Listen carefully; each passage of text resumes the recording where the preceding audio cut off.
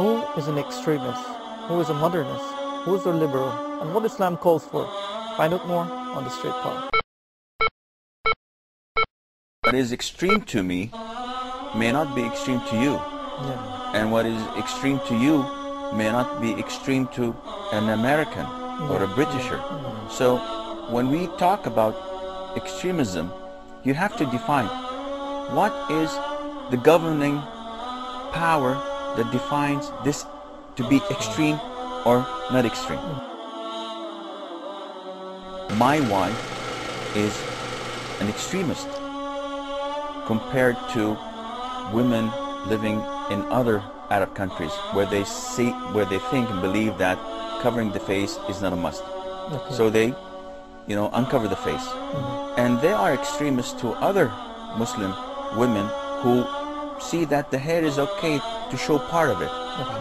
And if this particular woman goes to Europe, they will consider her as extremist because she's not wearing a Chanel or a miniskirt. And if a Muslim woman is wearing a miniskirt, but she refuses to wear a bikini when she goes to the beach, then she's considered to be an extremist. The middle path is here, and whatever is on the side is extreme. So Islam, you have extremism in Islam, and the Prophet ﷺ, he warned us from falling into the trap of extremism. And he told us that one should not go deep in Islam to the extent that he's out of the loop of the Islam, like the Khawarij, for example. Is it my priority to change the image, the way that the West look at me? Or is it my priority to practice what Allah Azza wa Jal tells me to do? This is very important.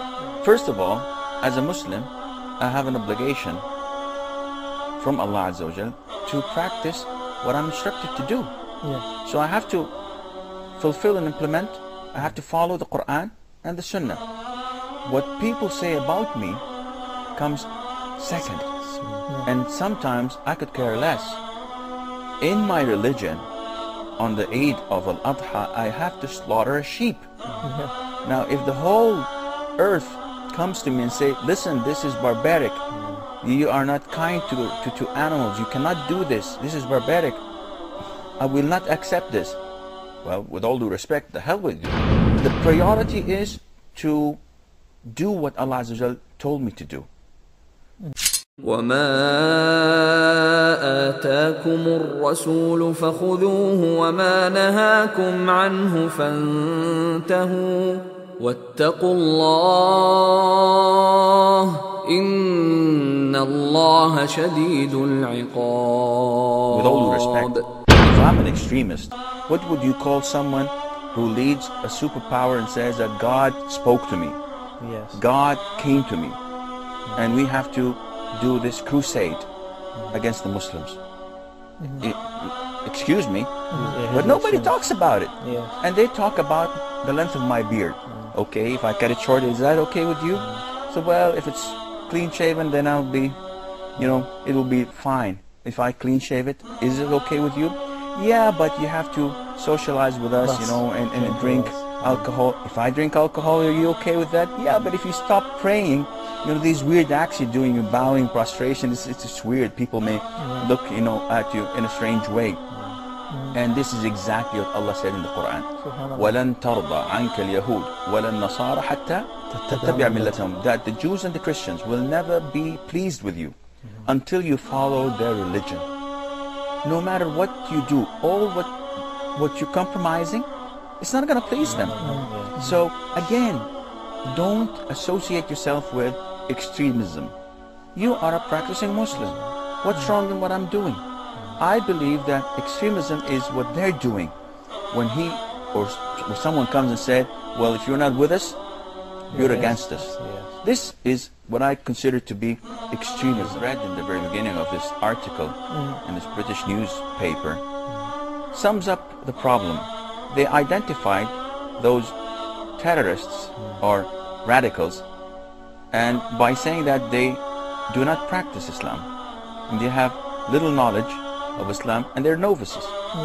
So This is the problem. Yeah, even the full article Sheikh said that even they found these people taking drugs, cigarettes, visiting prostitutes. I didn't mention that, but that's the extent of their religious novice. That's the level at what they are. So this is the solution.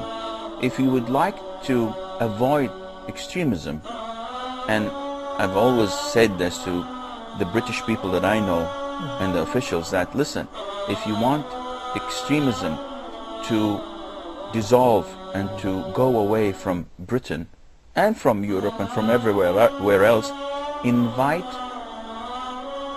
Arab or Muslim scholars who propagate Islam in accordance to Ahl Sunnah wal Jama'ah, because then they are, you know, the safety valve.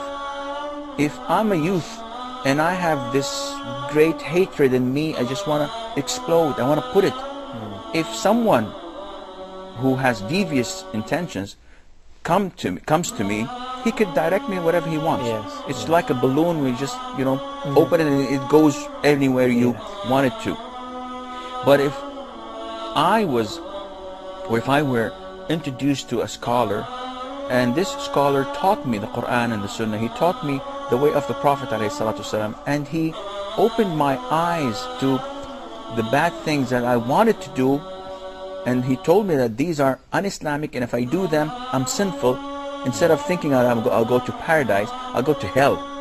So the best way to fight radicalism and extremism is by inviting scholars who would teach the Muslims, youth, and the Muslims in general about original Islam.